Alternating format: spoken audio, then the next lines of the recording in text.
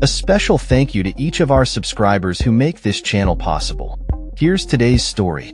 In a significant escalation of the United States' approach to combating drug trafficking and organized crime, President Donald Trump has reportedly signed a directive that authorizes the Pentagon to use military force against Latin American drug cartels designated as terrorist organizations. This unprecedented move, as reported by the New York Times, signals a new chapter in America's long-standing battle against the drug cartels that have been a source of violence and addiction within the country for decades. The directive provides an official framework for potential military operations not only at sea but also on foreign soil, specifically targeting notorious groups such as the Sinaloa Cartel and the Jalisco New Generation Cartel.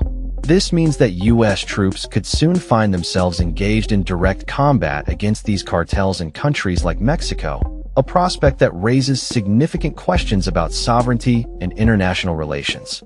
Trump has long expressed his willingness to take a hardline approach against drug traffickers, previously suggesting the deployment of U.S. troops to Mexico to assist in the fight against cartels.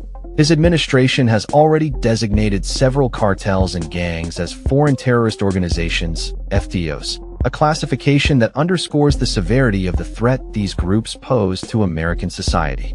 The recent executive order signed by Trump aims to dismantle these organizations, which have been linked to rampant drug abuse and violence across the United States. The White House, while not confirming the specifics of the directive, emphasized that Trump's primary goal is the protection of American citizens. White House spokeswoman Anna Kelly stated, "President Trump's top priority is protecting the homeland, which is why he took the bold step to designate several cartels and gangs as foreign terrorist organizations." This declaration not only reflects the administration's commitment to addressing the drug crisis, but also sets the stage for potential military engagement abroad. The implications of this directive are vast. Military officials are reportedly drawing up operational plans, although no specific operations have been detailed as of yet. The use of special forces and intelligence support are among the options being considered. However, any military action would require careful coordination with foreign partners, particularly in Mexico, where President Claudia Sheinbaum has firmly rejected any notion of U.S. military intervention on her country's soil. Sheinbaum has been vocal about her country's sovereignty, stating, "We can collaborate, we can work together, but you in your territory and us in ours. We will never accept the presence of the United States Army in our territory." Her administration has consistently pushed back against Trump's proposals for military action, insisting that Mexico is capable of handling its own security challenges without foreign intervention. The backdrop to this escalating situation is the ongoing crisis of drug-related violence in both Mexico and the United States. Innocent lives have been lost, and communities devastated by the actions of these cartels. Tragic stories of victims like Laken Riley and Jocelyn Nungeri serve as stark reminders of the human cost of this ongoing battle. Critics of the Trump administration's policies argue that the open border stance of the Biden administration has only exacerbated the crisis, allowing cartels to flourish and expand their operations. As Trump re-enters the political arena, the stakes are high.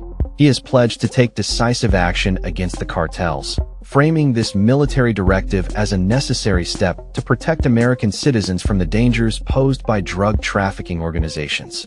With the Trump administration's recent designations of additional groups, including Venezuela's Tren de Aragua and El Salvador's MS-13, the scope of the military's potential engagement could widen significantly.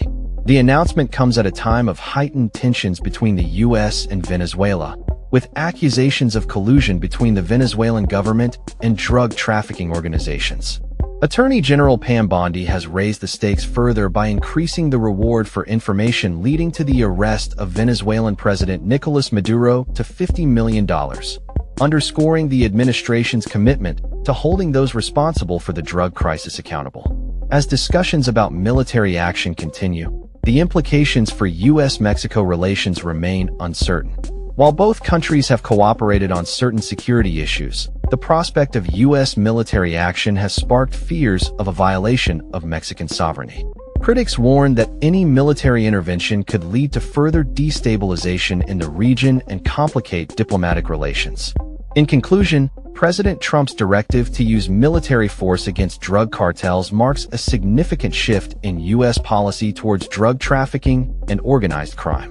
As the administration prepares to take action, the potential consequences for international relations, domestic security, and the ongoing battle against drug abuse in America remain to be seen. The situation continues to evolve, and all eyes will be on how this bold move unfolds in the coming weeks and months. That's all for this story. We upload videos every day covering many different subjects, so hit that subscribe button to stay informed. Thanks for watching.